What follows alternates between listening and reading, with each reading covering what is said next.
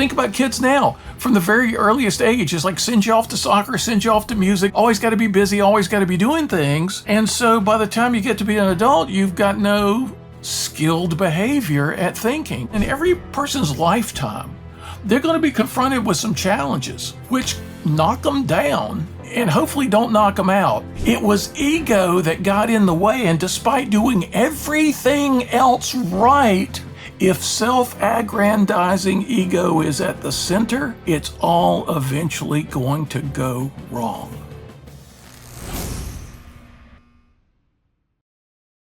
Before we jump into this episode, I'd love to invite you to be a part of the community where you can listen to more content to help you be a smarter, stronger, and better equipped, successful leader. All you have to do is hit that subscribe button. I would love and appreciate your support. It's amazing to me to watch the community grow and read all of your comments each and every week. I can't wait to go on the journey with you. Thank you so much, and it means the world to me. Welcome to the Impact Driven Leader podcast with your host, me, Tyler Dickerhoof. Today, I am joined by Tom Morris. Tom, for 15 years, was Notre Dame's most popular professor, often having one class, 1/8 of the entire student body. He now lives in Wilmington, North Carolina, where he is chairman and CEO of the Morris Institute for Human Values. He serves many of the world's top companies as a public philosopher, having given over 1,200 presentations in the US and globally. He's a highly regarded expert on success, change, leadership, innovation, partnership, world wisdom. I would say he's probably what I've gathered and understood as close to the real deal American philosopher today as we have. Tom, I'm excited to chat with you. I'm excited to chat with you, man. You do great things. Well, I appreciate that. I mentioned this as we were just getting open, right? And I've read a couple of your books, Plato's Lemonade Stand, which is one of your most recent works, right? Great book. And really, for those listening, it talks about using wisdom from one of the great, global philosophers, Plato, into how to make lemons out of lemonade. Absolutely. In fact, you can tell from the cover, I've got a copy right here, that I'm playful as well as trying to be deep in the book. I grew up hearing that old saying, when life hands you lemons, make lemonade. I must have heard it 100 times when I was a kid, but nobody ever said how. Yeah. So I decided, I'm going to look at the great philosophers to see if anybody said how. So it's more than just resilience, which we've been talking about for 20 years now. It's more than bouncing back. When something bad happens, bounce back. It's more than grit. It's more than just soldiering on through difficulty. It's like going from, difficulty to delight, lemons to lemonade. And so I said, okay, this is different. I've got to look into this. And so 15 years of research, rewrote the book 24 times. It had 6 different titles, and finally something you could read. Yeah. What I enjoyed about it, and I put it off for a couple of years. I bought the book in 2020. I just finished it in 2023. Circumstances, whatever it is, but found so much value out of what you just said. There's a point of saying, oh, just put your head down and do it and, venture through it. But then there's also the conditioning of saying, all right, what does this really mean in a bigger scope? And I think that's where I'd love to kind of jump in here and just say, your work takes, the ancient philosophies from, almost 3,000 years ago, right? We're 25, 26, 2,700 years ago, and brings it forward. And what I find most relevant is how those works and those ideas from the ancient philosophers still apply today. It's amazing, isn't it? But look how much things have changed in that period of time, and yet human nature is still the same. We still have the same sort of hopes and dreams and fears and worries and concerns. We confront disruption. We confront uncertainty. And so these people who weren't distracted in 10,000 ways like we are, they had more time to focus on these genuinely human problems. In fact, people often ask me, well, why did they have all the answers? Why do we have to go back there? Well, because they had time to think. And in fact, it's one of the rarest things in our world now, time to think. So I try to give myself the same sort of time that Socrates or Plato or Aristotle gave themselves to come up with new ideas in our time. And I find myself guided by them. I find myself stimulated by them. But I also find that we still have new things to discover, just like they did, if we just give ourselves that rarest gift of all, the gift of time to think. Why do you think we've whether avoided that or just misplaced that idea of, oh, thinking's a good thing? Right. I know. I was lucky to grow up as an only child. And my mother didn't push me into activities, so I had time to think. I had creative time to play. But think about kids now. From the very earliest age, it's like send you off to soccer, send you off to music, send you off here, send you off there. Always got to be busy, always got to be doing things. And so by the time you get to be an adult, you've got no skilled behavior at thinking. You've got no rich, deep practice of contemplation. In the ancient world, it wasn't like that. I mean, moms and dads weren't rushing their kids off to, Little League and everything else imaginable, and all of which are good activities, great activities. But people had time to think. And, sometimes I think my secret weapon as a philosopher is just staring out the window. If I can just make my mind a blank. There's a spiritual tradition, East and West, about the importance of emptiness, something we hardly ever talk about in our chock-full society. If we can just empty out our minds, if we can just be quiet. And I used to play guitar in rock bands, so I have the visual image of turning down the volume control to 0 on the amplifier and just being still and just allowing yourself to refresh and replenish, almost like unplugging your computer and plugging it back in when things are going wrong, and all of a sudden it starts to work. So if we can just give ourselves that time to unplug, that time to sometimes be mindlessly mindful, just be empty. And then suddenly ideas start to come in amazing ways. And that's something I've just learned in the past, 15 years, and it's made all the difference in the world. There's Marcus Aurelius, the famous Marcus Aurelius and meditations. And, much of that was just his plain journaling on his time to think. Yeah. And if we think back, to use the word again, but if we look back to that time, in the Roman Empire at that, and he was probably one of the last great leaders of the Roman Empire, and so much of his development of thought led that. Mm-hmm. Compare that to where he was, what happened with the Roman Empire, and what it seemingly looks like our leaders of today, organization, governmental, do. Yeah, it's funny. We've got hordes of leadership people now who just wish things could be easier, right? But look back at Marcus Aurelius. Nothing was easy. He had plagues and earthquakes and floods and invasion by barbarian armies constantly. It's like everything imaginable was going wrong. Most of his children were lost in their early ages. Childhood mortality was amazing back then. And so he made it through all this and was able to focus his thoughts and energies in the right way. And you mentioned his great meditations, which really were just notes to himself, some people call it like a spiritual journal. It's kind of a workbook of struggle because he's authentic, he's genuine. He's always through that book of notes to himself. He's always admitting what he struggles with. He's always talking about what his ideals are and how far short he falls. And boy, we don't get that often with the great philosophers in history. We don't get that much at all in the personal growth and self-help literature of the past century. We get people telling us how they did everything right, or maybe they tripped up here or there, but mostly they did these 12 things, or I remember seeing a book once that said the 100 steps to success. I thought, well, that's just too many. I'll never remember all those. I was glad that in my first non-academic book, after I'd written 11 university press books on philosophy, really technical, esoteric books, and I was asked if the philosophers said anything about success. I mean, it was an Oldsmobile dealer who said, look, we have this Midwest Regional Oldsmobile Dealers Association every year, and we have motivational speakers come in, and they kind of all say the same thing, set goals, aim high, believe in yourself, you can do it. He said, there's got to be something deeper than this. did the philosophers say anything about success? And, this was a long time ago. This was the mid 80s. I said, well, man, nobody talks about that kind of stuff in philosophy classrooms in America. Let me go look into it. And so that's how I discovered people like Marcus Aurelius. The practical side of philosophy had been forgotten for 100 years.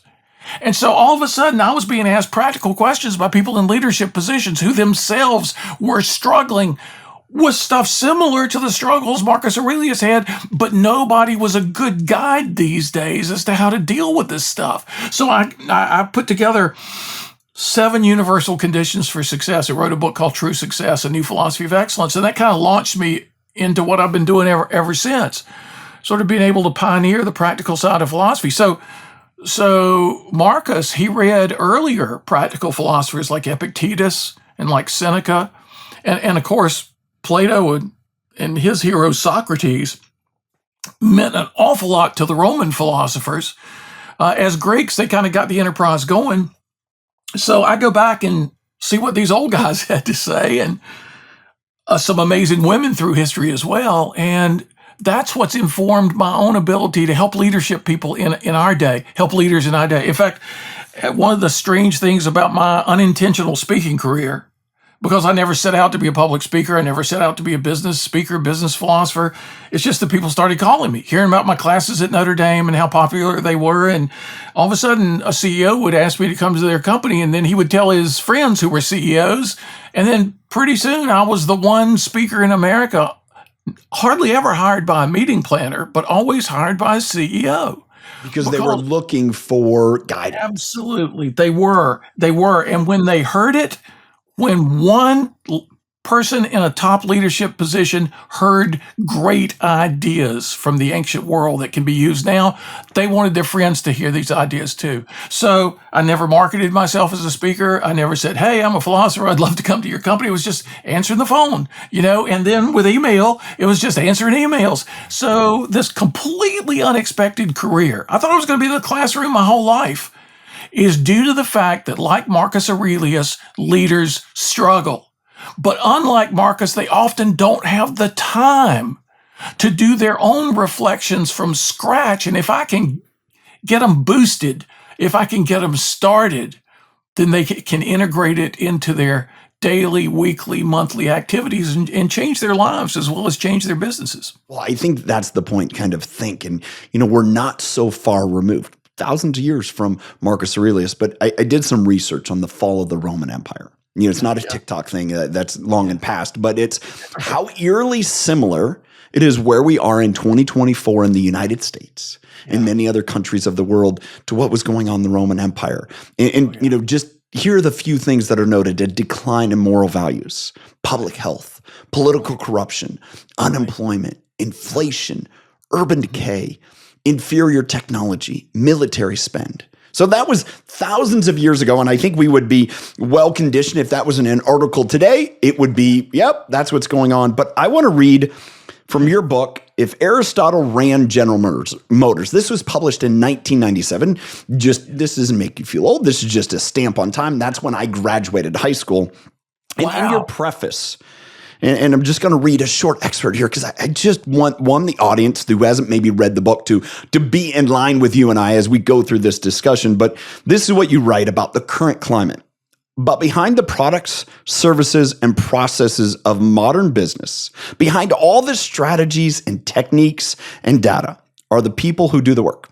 And too often, we have read frequently in the pages of magazines as well as in the panels of comic strips, the employees of modern businesses feel themselves more the victims than the beneficiaries of the new corporate strategies for success. As a result, corporate spirit has suffered immensely. In fact, it's no exaggeration to say that we live at a time when corporate spirit needs to be reinvented, no different than what Marcus Aurelius wrote about. And then too many people feel insecure, threatened, and unappreciated in their jobs. That struck me. It struck me because as I read it, you wrote it about conditions 27 years ago, which the parallels to what Marcus Aurelius wrote about well over 2,000 years ago, we're all the same. I know. See, the cool thing is, in about 500 BC, Heraclitus comes around saying everything is always changing.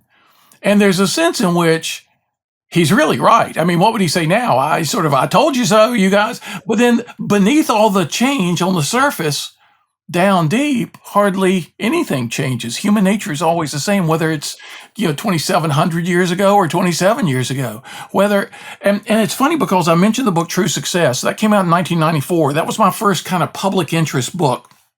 I launched that on the #1 daytime TV show at the time. And here's a philosopher, right? I'm a philosopher, and I'm on Live with Regis and Kathy Lee. It's like it was a I had just been the national spokesman for Winnie the Pooh on Disney Home Videos. I'd been the network TV pitch man for Winnie the Pooh, doing national commercials. And all of a sudden, I'm on Regis and Kathy Lee, the top talk show of the day. And then I decided, I was speaking everywhere on True Success, 7 universal conditions for success. And it occurred to me, wait a minute. All these conditions of success are about goal setting. They're about making things happen. They're about accomplishing our dreams and our aims. But there's more to success than just the structure of goal setting. There's a whole side of success that involves relationship building. And nobody was talking about that at all. Nobody. And so I started investigating, what does it take to have great teams, to have great friendships, to have great business relationships. And that's what led me to the book, the ideas in the book, If Aristotle Ran General Motors, which is all about truth, beauty, goodness, and unity. And I say in the book, from the time you wake up in the morning to the moment you fall asleep at night, you experience the world along 4 dimensions. The intellectual, you need truth. The aesthetic, you need beauty. The moral, you need goodness. And the spiritual, you need unity or connectedness. And literally nobody was talking about these things back then. It was all product quality and process efficiency, nothing about the spirit of the people who do the work. Well, we're I came from a Zoom call earlier within my community, and we're talking about connectedness and belonging and emotional intelligence. And I had to read this to him, what I just read to you, because it's so fitting. It's like, why do we always repeat these patterns? Like, do we ever get it figured out?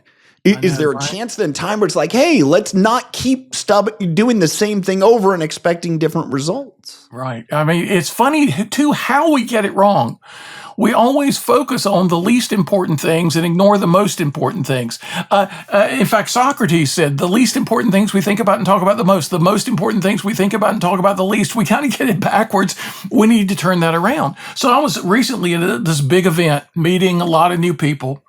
And a woman saw my name tag and she said, Tom Marsh, you're the Tom Marsh of Notre Dame. Well, I haven't been in Notre Dame in 29 years. I said, yeah, that was me. How do you know? She said, I've taught your book, If Aristotle Ran General Motors, ever since 1997. I said, you teach it where? And she said, to global CEOs everywhere. I thought, oh man, that is awesome. I love hearing that. So you would think more and more people would be getting clued in, which they are. But what do we hear in the news? We hear the bad news all the time, right? We don't hear about, we hear about Sam Bankman-Fried being sentenced today to 25 years in prison. We don't hear about the CEOs out there who are doing it right, who are helping people flourish, people feeling great about their work, people getting good stuff done. They don't make the headlines because people love the salacious, crazy, true crime headlines from the world of business. We got to turn this around. How do we move forward? And let's not repeat what we've gone through. Peter Drucker had an element that I took from it. It's called the Corkscrew Effect. And he wrote about it. It's kind of like everything in life is a corkscrew. We've talked about that for, a few moments now. And, what he surmises, we either end up higher along the corkscrew or lower. And it seems like we keep going a little bit higher, a little bit lower, a little bit higher, a little bit lower, and end up in the same spot. Yeah. So as we're sitting here and we're having this conversation about, all right, it's always been the same. What do we do different? How do we end up in a better spot so we don't end up like the fall of the Romans? It's easy to be a pessimist about this because just like the corkscrew, you're up a little bit, then you slide back down. You're up a little bit and you slide back down. The German philosopher Hegel had this idea that we go from one extreme to another. He called it thesis, antithesis, and then at best a higher synthesis, which then becomes a thesis, which generates an antithesis. And again, it's like one extreme to the other, and then you find a middle way. One extreme to the other, you find a middle way. I like to say the worse things get, the more of an optimist I become.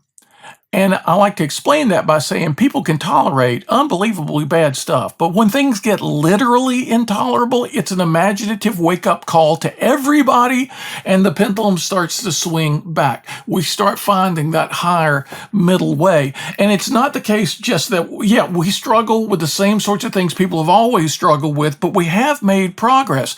And our progress is not just scientific, technological, medical, which has been very dramatic. Our progress is also moral. Slavery is not widely accepted around the world the way it once was, right? And equality between the genders was never a thing the way it is now. Appreciating people's uniqueness was never a big thing the way it is now. So we definitely make moral progress.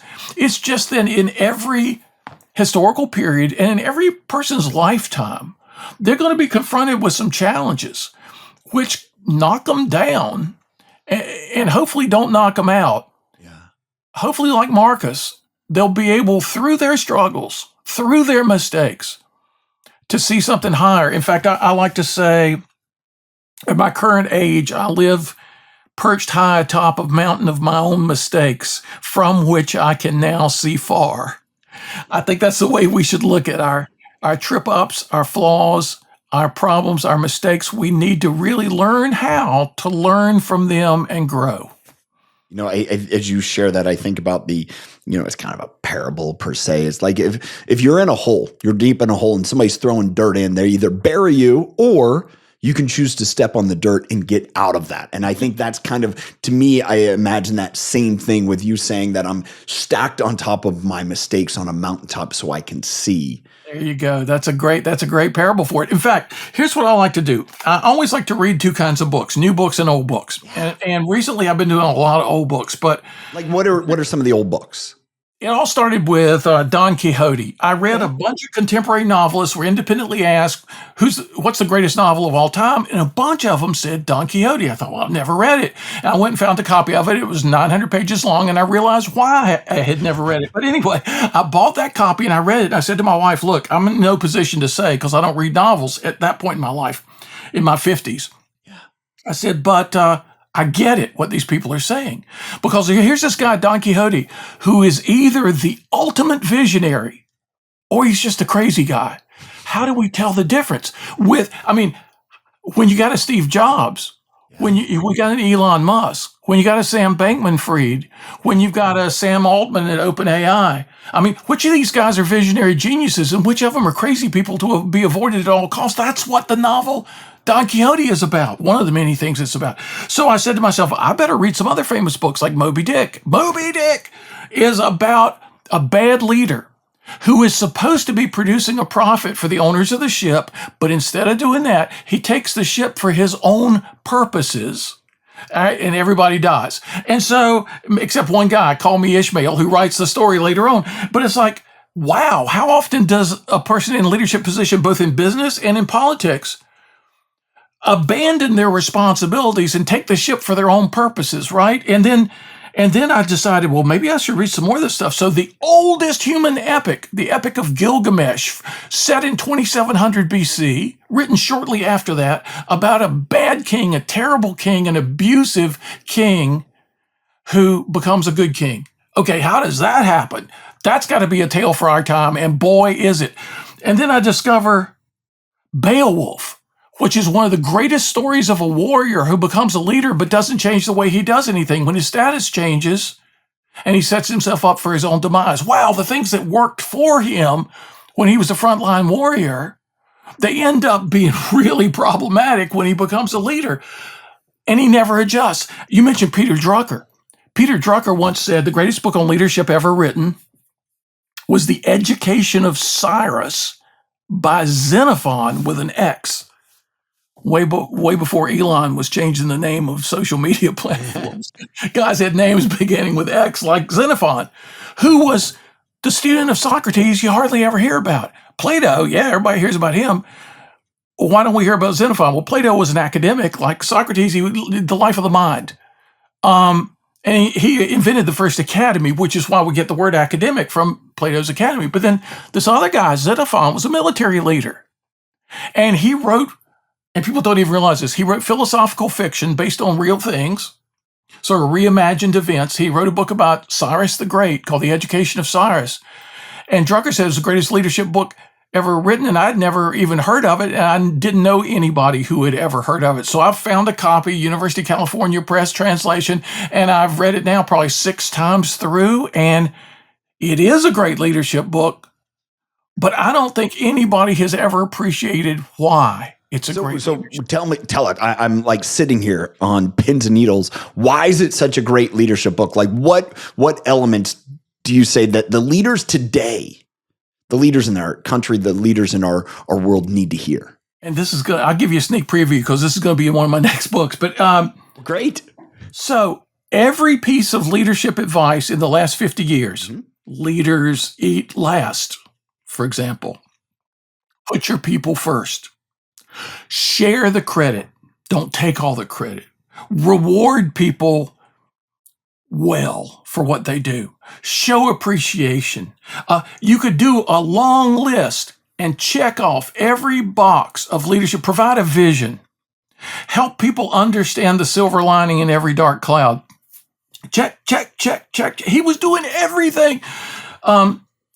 Cyrus, they got way too many guys out there. Our enemy has way too many people that we're terribly outnumbered. Isn't it going to be great when we beat them? We'll be the most famous, victorious army ever, overcoming those odds. Can you guys get as excited about this as I am? It's like he's always judo flipping every situation into the positive, right? He's making lemonade out of every stack of lemons people bring his way. Check, check, check, check, check. And yet at the end of the story, and I won't even tell you, I've just mentioned a few of the things he does right. He does everything right. And then at the end of the story, he dies and his sons take over the empire. And the Greek word is immediately things fall apart. And so scholars have said, wait, this couldn't possibly be the correct ending to the book because this is a story about a guy who does everything right and then everything falls apart as soon as he dies. And it's bound to have been added by later scholars who didn't like empire or who didn't like leaders. No, but the most recent AI study of the language of that part of the document pairs it with the rest of the document. It was all written by the same person. So why in the world would his empire fall apart if he did everything right? Well, it took me 4 times of reading this book to figure it out. He did everything right except one thing. In the end, he made everything depend on him. He was the guy giving out rewards. He was the guy showing appreciation. He was the guy always spinning the bad things into good things. He was the guy. He wanted to be the hub of the wheel. It was ego that got in the way, and despite doing everything else right, if self-aggrandizing ego is at the center, it's all eventually going to go wrong. Man, I feel like we're in a day and age. And this is not to take away from the individuals in each one of these generations, right? We have the baby boomers, we have Gen X, we have millennial, we have Gen Z, we have Gen Alpha.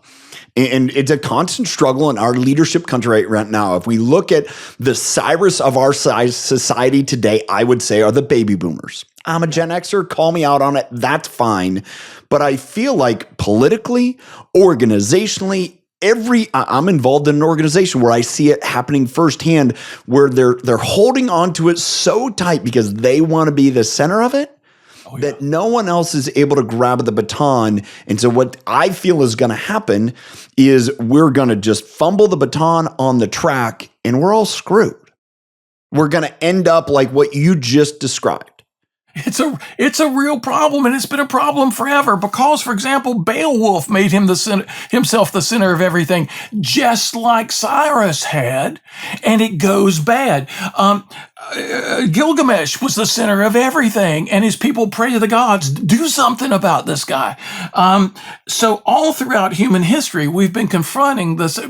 Captain Ahab made himself the star of the story, and everybody in the boat and the ship goes down. When are we going to learn? Even the father of utilitarianism, the British philosopher Jeremy Bentham, always try to do the greatest good for the greatest number, Jeremy Bentham says, and yet he didn't want to die. And so he says, when I die, stuff my body. Get a good taxidermist in here who stuffs the sheep and the antlers and the deers. That would stuff my body, put me in a chair, and every time there's a meeting of the board of trustees of the university, I have to be brought in. I have to be present. And I'm not sure, when I was a graduate student in the 1970s, it was still being done. Jeremy Bentham was still being dragged in, his embalmed body, to be present at the meetings. Now, that's going a little too far, isn't it? And yet I have heard people say, for example, about one of the pioneering CEOs in the AI world, well, it's not that he wants to be rich. I mean, that's going to happen anyway. He just really wants to be famous. Yeah. And I think to myself, wow, that's a deal in politics now, too, where it's the bloated ego we see everywhere. Everything's about me. Everything's about me. Everything's about me. And that's not setting up any institution, any structure, any community of people for good things in the future. And so we need to call a halt to that. In my book that we're shopping around to publishers now about this is based on Mary Shelley's novel Frankenstein. Okay. Which is about a really smart guy who does everything the success books tell us to do. And he succeeds at creating a monster he can't control that is unleashed into the world and destroys everything he cares about. Well, wow, we hope that's not a metaphor for AI, right? We hope that's not a metaphor for biotech engineering, for nanotechnology, for, check the box here, modern politics, smart guys doing stupid things, and everybody else pays the price. Wow, I call it the Frankenstein factor. My subtitle is monster success and massive failure. Failures that actually come out of the wrong kind of success. Oh, but there's also an image that it's pretty much a Dr. Jekyll and Mr. Hyde. Yeah, we're pursuing this in such the way of virtue that we end up getting poisoned by the power. And, that's what creates this issue. And I think, historically we can go back to the stories in Genesis of, the flood. And when Noah was commanded to, build a boat and say, we got to clean this thing up. And it is, you think about all these factors and you bring about the the moral change of our world and an adherence to values. And yet we're on the precipice of trying to decide, are some of these great new technologies going to lead us to a place that, I wish we didn't go here. Right. And you're absolutely right. And when we have the wrong people in charge and it's out of the hands of the rest of us, that's a real problem. And here are these great writers. And here's what gets me, Tyler. It's not just people we recognize as philosophers. I mean, we don't even know who the author of Gilgamesh was. We don't know who the author of Beowulf was. The authors of some of these other books I've mentioned were known as novelists, not as philosophers. And yet, one great novelist said to me when I was a young philosopher, I said to him one day when I met him, I said, geez, I wish I could do what you do. And he said, oh, we do exactly the same thing. I said, what are you talking about? And he said, we're both trying to understand the human condition. We just go about it differently. And I said, wow. And he said, notice this. No great classic novel has ever been deemed great just because of the beauty of the language. It's always the power of the ideas. So if you will go back to the novels called classics, you will always discover amazingly powerful ideas. So 3 summers ago, I went through the novels of Jane Austen. I'd never read Jane Austen before. Pride and Prejudice, Sense and Sensibility, all the others. Amazing insights we need now. And then Thomas Hardy, another novelist of roughly her time, a British novelist. I read 4 or 5 of his novels. I'd never read Thomas Hardy before. Oh my goodness. And so again and again and again, I'm rediscovering Sinclair Lewis, Babbitt, Arrowsmith, Main Street, a writer closer to our time. And this week, I read a book I bought. You were talking about buying Plato's Lemonade Stand in 2020 when it came out. So you're like on the cutting edge, I know. But just getting around to it years later, I bought a book in 1976 that I read for the first time this week. John Galsworthy, didn't even know who John Galsworthy was, but an older woman who was the best reader I ever knew, who knew everything. She said, you have to read John Galsworthy. She worked at a bookstore, sold me this book. I picked it up off my shelf for the first time ever. And it's called 5 Stories. And I thought, it was published in 1923. And I thought, this is unbelievably good. I could do a whole seminar on ethics around the short stories in this book. So I urge people, when you get done reading all my books, go back to some of the older books. Well, here's something that, a bit of a tangent, but it's all applied. We talk about thinking. Yeah. Well, to me, what goes hand in hand with thinking is understanding and kind of, I would say, feeding those thoughts. And you've talked about that, the thoughts you've had from reading.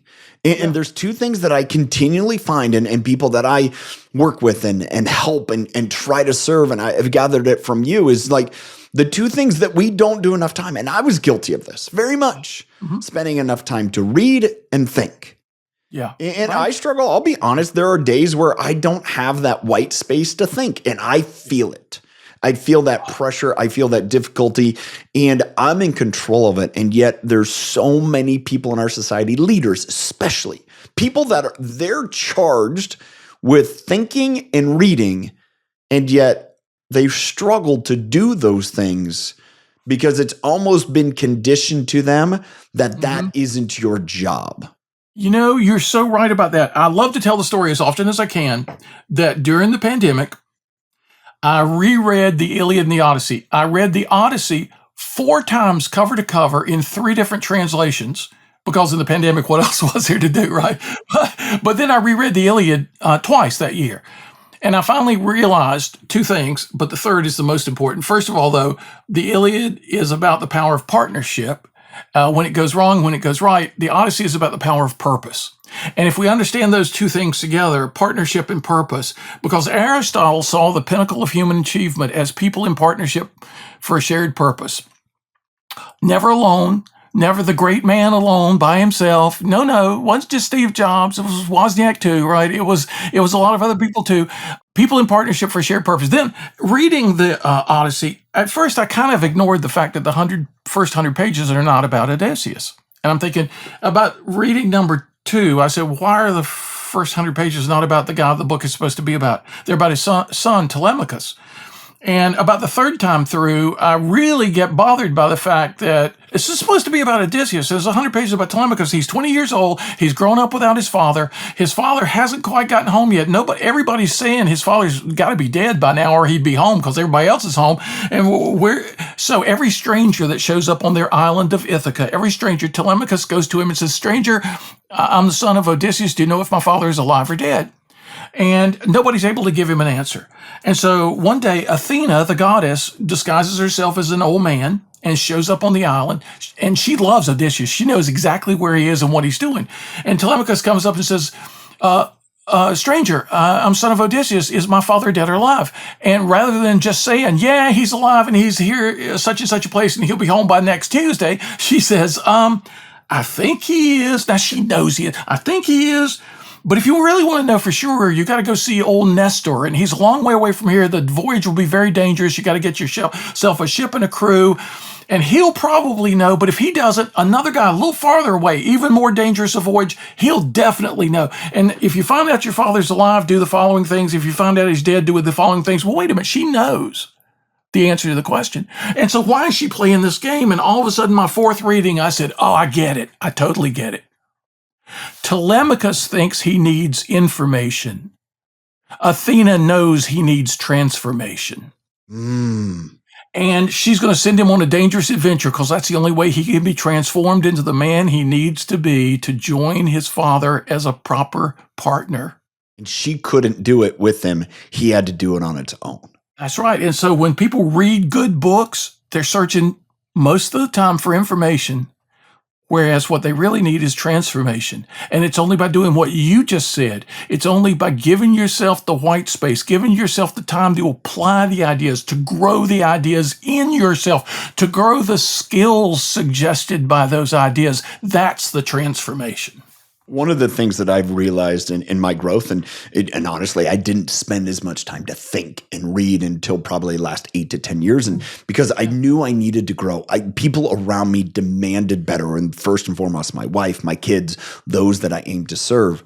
And one thing that I realize, and I think for people listening in, this is an encouragement and love for you to kind of, again, take that information transformation is I look at it as we have to do the work on our own, but we don't have to do it alone.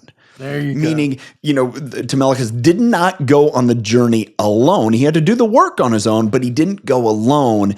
And I think if we're sitting here and we're bringing up something practical for people, Tom, if we're bringing up what can you do, what I gather from what you just said is make sure you read, make sure you think. You got to do that on your own, but don't do it alone. Spend time to interact. And one of the things you share is being around a table with people and sharing these ideas because they continue to layer for more. I've gathered that from you. Oh, it's awesome. It's the buddy system from the ancient world on. Don't go into the water alone. Go with a buddy. Yeah. I had a gym partner for 10 years. It made all the difference in the world. I started this, Tyler, when I was 58 years old. I decided, a lot of guys in my neighborhood are really old, retired CEOs and such. They can barely walk down the street. I don't want to be like that. So I'm going to go to the gym. I've set my first goal to go 2 hours a day, 7 days a week for a year. And that's a big goal. And so then I did it. And then I cut down to an hour a day. And I did that for 9 more years until the pandemic set in. But my workout partner, I didn't have a workout partner. I was by myself at first. And a guy comes up to me in the gym and says, "You make more noise than anybody else in this gym." I said, "What do you mean?" And he said, "You just make a lot of noise when you're working out." I said, "You should hear me when I get up in the morning and walk to the bathroom. It's like every part of my body is stiff." And I said, "I just rather make the noise in here than in regular life." And he said, "I want to be your workout partner." I said, "Why?" He said, "You're the only person in this gym who's really trying hard." And I said, "Okay." And so he's a much younger guy, best shape of anybody I've ever known, every day, skateboards, surfs, lifts weights. And so I had never done bench press.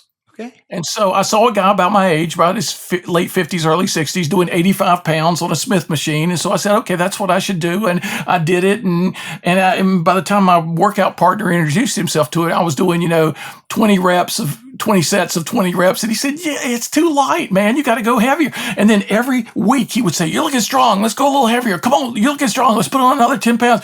Every day was the encouragement of this guy, the partnership of this guy. So by the time I was 63, I was benching 315 pounds. And I'd started it at 85. And if you had said to me then, at the age of 58, "I think your goal should be 315 pounds," I would say, why don't I just bench a Buick? I mean, that's the stupidest thing I've ever heard. And no, it was that gradual working at it with somebody else in partnership with an encouraging partner. And this guy's name is Don. And I thought everybody needs a Don in his life. And then I realized we all need to be a Don for other people. Yeah. Well, especially in a world where many of our ills, I believe, are when we feel like we're alone on an island. I've felt that at times. I've been in that position, and often I've made myself in that position. And it's being willing and vulnerable, like you said, to, Don came up and asked you. Yeah. And you didn't go to him and say, "Hey, dude, I see you're the most ripped guy in here. Would you be my partner?" No, he came to you. And I think that's what I gained from that is our greatest ability to serve others, whether it's civically, whether it's in leadership, is to go be the Don and say, "Hey, how can I be your workout partner? Because I see that you're working harder than anyone else." Yeah, absolutely. And being the Don, what's so cool about this? In British academic terms, a Don is a tutor who works with you one on one. And I say, yeah, that's the role this guy's played in my life. And that's the role I want to play for other people, to help them be their best, help them become their best, And with a sense of purpose, with a sense of partnership, it's amazing what we can do. We're not here to do it alone. We're here for each other, to do great things with each other. And when that finally occurs to us, when that finally dawns on us and we put it into practice, we just see doors blown open everywhere. One final question, Tom. I kind of want to move into the everyday patriot, how to be a great American now. And you explore, civic engagement and leadership.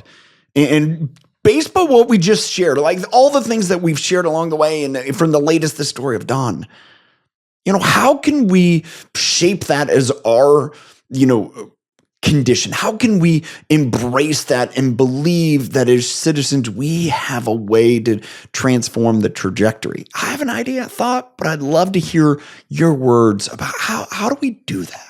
Yeah, I mean, thank you for asking that, because it's funny, because recently I've had, a book that came out just a month ago, 2 months ago, was Stoicism for Dummies, right? I've been doing a lot of promoting that book, and a book that came out in November was The Art of Achievement. I've been doing a lot on that, but it's the Everyday Patriot that came out in a new edition about a year ago that I've been getting the most amazing. And it's a short little book. It's it's a quick read, but Norman Lear, the famous TV producer, called me up and said, "Hey, I just bought a copy of the Declaration of Independence for $8.2 million." I said, "Dude, you overpaid. I got mine for $4.95 at Barnes and Noble." And he said, "This is the original." He said, "This is one of the 200 printed on the night of July 4th, 1776, to be taken to the colonies and read aloud so that everybody would know what was going on." Right. And so he asked me, he said, "Go back to the founders, reread the Declaration as an adult, find out what's the missing formula for our nation to be what it's capable of being." I said, "Okay." And so I went back to the founders. I read the Declaration over and over and over again, the way I have to do to kind of absorb stuff. And then I find out, they were quoting John Locke. They were referring to Aristotle. They were referring to Plato. And so I dig. And that I'm sitting with a bunch of chief technology officers from the biggest companies in the world in the Ritz-Carlton in Lower Manhattan that overlooks the Statue of Liberty. And I just spoken on if Aristotle ran General Motors. We're having breakfast together, and they're talking politics with the statue right outside the window. There's Lady Liberty right outside the window. And somebody brings up politics, and then there's all this conversation. And I said, to Aristotle, politics was all about how best to live well together.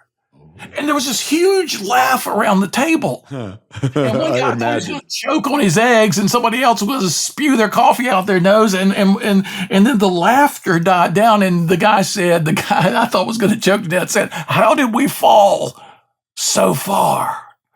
I said, "You're absolutely right. And how do we turn that around is the question." And so I took people back in the book, I take people back to a Stoic that almost nobody's heard about, a guy named Heracles. He was a Roman Stoic. And most of his writings haven't made it through the centuries, but we have a few of his ideas. And one was the idea that your life, my life, can be mapped by concentric circles, like an archery target. The innermost circle is your own heart and mind. Get that as good as it could be. Get it as healthy as you could be. Your own heart and mind. Your own body, the temple of your heart and mind.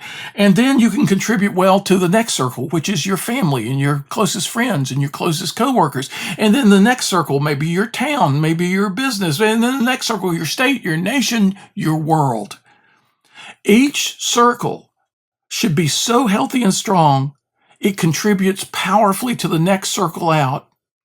And then those outer circles need to in turn reach back and support the inner circles.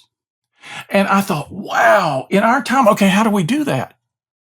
And so there's this amazing scene in the Iliad where the Greeks are fighting the Trojans. And there's this big battle going on the plain outside Troy. And these two guys come up against each other, a Trojan and a Greek, and they're going to fight to the death like everybody's doing that day. And the Greek says, "Wait a minute, I've been watching you all day. You're amazing. Who are you?" And the guy's like, "What are you talking about? I'm the guy who's getting ready to kill you. What do you even?" And he said, No, I've got to know who you are. You may kill me today, but I got to know, at whose sword I will die. because you're so impressive. That guy says, okay, my father was this guy. He's from so-and-so. My grandfather was such and such. He lived, whoa, your grandfather was who? He repeats the name of his grandfather. He said, dude, my grandfather and your grandfather were good friends. Your grandfather provided hospitality to my grandfather who stayed at his house. We have too much in common. We cannot kill each other. And so they decide to be friends, not enemies. And they even trade armor so their friends won't kill the other guy. So, each is wearing the other's armor. And I think to myself, wow, in America, all we've got to do is find what we have in common to keep us from thinking we're enemies. Mm-hmm. And so I make lots of suggestions in the book about how to do that because it's possible. We all have things in common. We all care about our kids. We all care about our families. We all want a healthy, flourishing environment to live in and work in. Let's find what we have in common. And I tell stories in the book about people working together at a food bank or at a soup kitchen who get to be good friends before politics even comes up and they find out they're on the opposite ends of the political spectrum. But by then it doesn't matter. They just laugh at it and start listening to the other guy's perspective because they know they have so much in common. That's what the cool thing is about the book, The Everyday Patriot. I go beyond the squabbles of the present day back to what we all have in common in our founders and the philosophy beyond that. If we can focus on that, we can do amazing things together. Man, I love it. Tom, where can people learn more about you and the books that you've referenced so far in our conversation, everything else that you have? Well, thanks so much for asking. TomVMorris.com. V as in Victor, my middle name. TomVMorris.com is my website. And on the About page, they can click all my social media. Follow me every day. I do a little philosophizing every morning at breakfast just to jumpstart our thoughts about something I think is important. And people write back, and we have this conversation all day long. Sometimes goes on for days. And they can click there on the page on my books. And there's another page for my novels. I had a global book club last year reading all my novels. A rock guitarist in Germany, AI researcher from Stanford, all kinds of people. And we had the best intellectual discussions and personal discussions of my life. We're probably going to start that up again in a month or two. And I'll announce that on social media. So if people go to TomVMorris.com and follow me on social media, we can keep philosophizing for a very long time to come. I appreciate it. Thank you so much for your time. And thank you to all of our viewers and listeners. Remember to subscribe to YouTube, wherever you listen to podcasts as well. Subscribe there. By rating and reviewing each episode, you can help more people discover impactful individuals, leaders, people in our world like Tom. Until next time, choose to lead with impact.